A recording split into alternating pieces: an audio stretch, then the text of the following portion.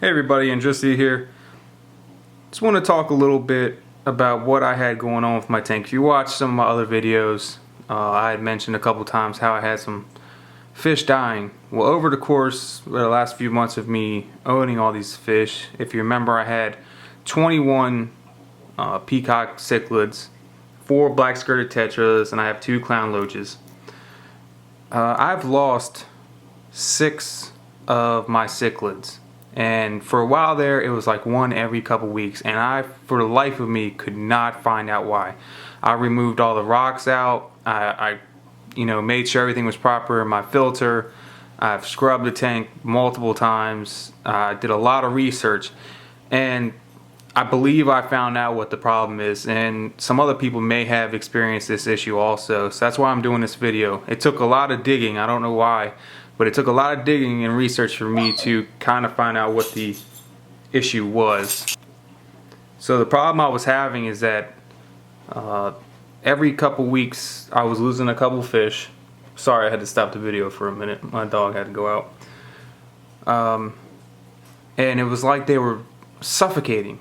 I mean, I literally one week watched 2 of my fish just die right in front of me. And I couldn't take it. I was like, man, these are expensive fish. I like them. They're finally starting to show color and grow up. What the hell's going on?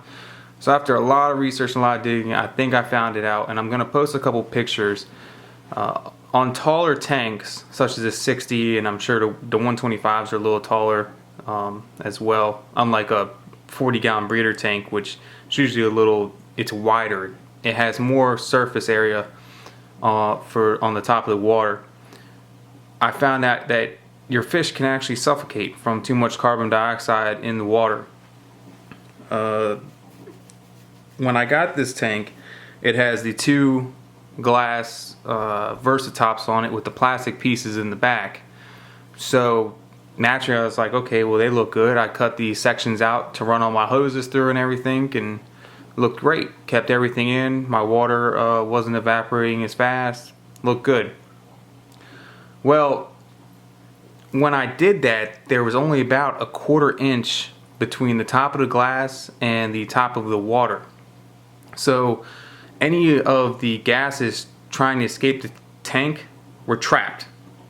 So there was not a good oxygen exchange in the tank.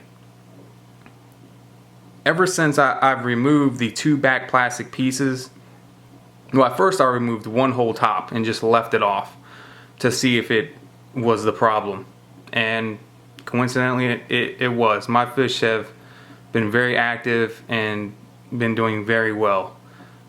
It's been running like this for a while now, and I have not had another fish loss. Knock on wood, I have not had another fish loss.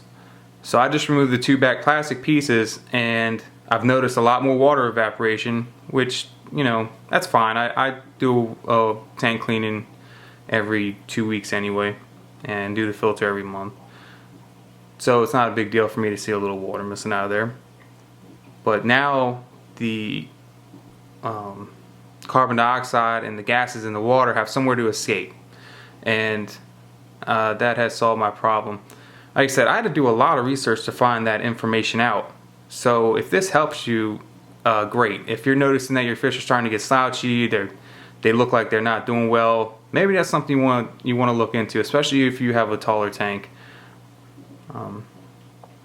So I hope this information is helpful to you. Like I said, it took me a while to find it, and it's working for me. You see they're doing pretty well. I'm going to post another couple pictures in this also. PetSmart has started carrying these fish.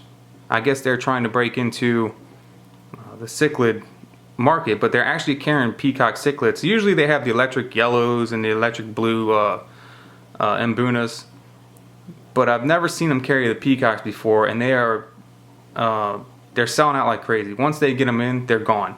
And the reason is they're only $10. If you want to order one of these from a breeder, you're going to spend over $20 plus shipping for one fish. So $10 is a pretty good steal. And I've had problems with my dragon blood before, which is actually one of my favorite fish. And they had this dragon blood, and I just could not pass it up. I was like, man, I really don't need this fish. It's just going to be another problem. But I bought it. So you see one of the dragon bloods up there in your left hand corner, one at the bottom. I can tell them apart. The quality difference is there. The breeder provides a better quality fish. It looks better, its colors are better, its characteristics are better, its fins look better. It is just to me, it's a 50 to 60% better looking fish. Not that the pet store one isn't, but its fins don't look as good. They're misshapen. It doesn't have as pretty of colors. And I tried to get a couple photos. It's hard to get photos of these fish. They're always moving. But I'll post them so you can judge for yourself. But hey, at half the price, you know, the fins will grow back. We'll see how it turns out. I might buy a couple more from them if I catch them in there. Like I said, they sell out as soon as they get them. So thanks for watching. I appreciate all the subscribers. As I've always said, you subscribe to me, I subscribe to you. Let's help each other grow. Have a good one.